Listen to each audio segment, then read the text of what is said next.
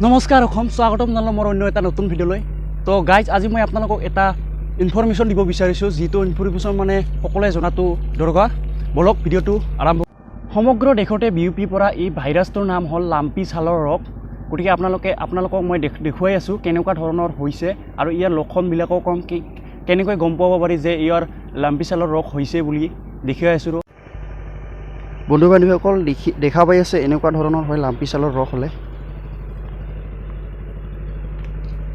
Guys এই lumpy ছালৰ ৰোগক LSD বুলিও কোৱা হয়। মাখি মহ তথা আন পতংগৰ কামোৰৰ দ্বাৰা বেয়া খাদ্যৰ দ্বাৰা এটা প্ৰাণীৰ পৰা আন এটা প্ৰাণীলৈ বিয়পি পৰা এই লাম্পি ছালৰ ৰোগৰ সংক্ৰমণৰ হাৰ অধিক হোৱাৰ বাবে এই ৰোগ প্ৰতিৰোধ কৰাটো অতি প্ৰয়োজন।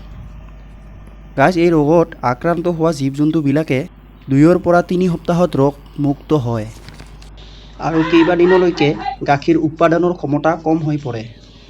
গাইজ এই লাম্পি ছালৰ ৰোগ ৰাজস্থান আৰু গুজৰাটত প্ৰথমবাৰৰ বাবে কিবা মাহমান আগতে LSDৰ ফলত ৰাজস্থান আৰু গুজৰাটত প্ৰায় 3000 মান গৰুৰ মৃত্যু হৈছিল এই লাম্পি ছালৰ ফলতে। আৰু এই লাম্পি ছালৰ ৰোগ এনেকৈ লাহে লাহে অসমলৈ প্ৰৱেশ কৰিলে আৰু অসমতো মাজে বহুতো গৰুৰ গাত দেখা পোৱা গৈছে। যেনেদৰে আমাৰ এই কোকৰাঝাৰ ডিষ্ট্ৰিক্টতো আহি পৰিলে, যেনেদৰে মই দেখাই দিলোঁ ভিডিঅ'ত তেনেদৰে। আৰু ইয়াৰ লক্ষণবিলাক আপোনালোকক মই কৈ আছোঁ। লাম্পি ছালৰ ৰোগ হোৱাৰ আগত কি হয় তো কৈ আছোঁ। গাইজ এই লাম্পি ছালৰ ৰোগ হোৱাৰ আগত এইবিলাক লক্ষণ দেখা পোৱা যায়, যিবিলাক মই আপোনালোকক জনাই আছোঁ। প্ৰথমে জন্তুৰ 2 পৰা 3 দিন জ্বৰ হয় আৰু ছেকেণ্ডত গোটেই শৰীৰত 2 পৰা 3 চেণ্টিমিটাৰ ঘৰণীয়া কঠিন টেমুলা বান্ধে আৰু 3 নম্বৰৰ লাচিকা গ্ৰন্থি আৰু ভৰি ফুলে, মুখৰ পৰা লালটি ওলায়, গৰ্ভৱতী পশুৰ মাজে সময়ে গৰ্ভপাতো হয় আৰু এনেদৰে লাম্পি ছালৰ ৰোগ হোৱাৰ পূৰ্বে আমি জানিব পাৰোঁ।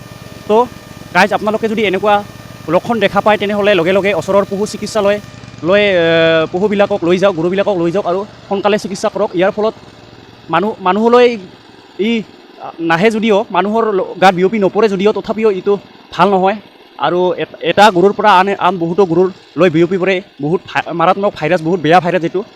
যদি আজিৰ ভিডিঅ'টো এইটোৱে আপোনালোকক এটা ইনফৰমেশ্যন দিব বিচাৰিছোঁ, যাতে সকলো অসমবাসীয়ে জানে যে এই বেমাৰটো বহুত এটা বেয়া বেমাৰ। তো আজিলৈ ইমানে। যদি ভিডিঅ'টো চাই অলপ ভাল পালে তেনেহ'লে লাইক এণ্ড ছাবস্ক্ৰাইব কৰি দিব আৰু লগতে শ্বেয়াৰ কৰি দিব এই ভিডিঅ'টো।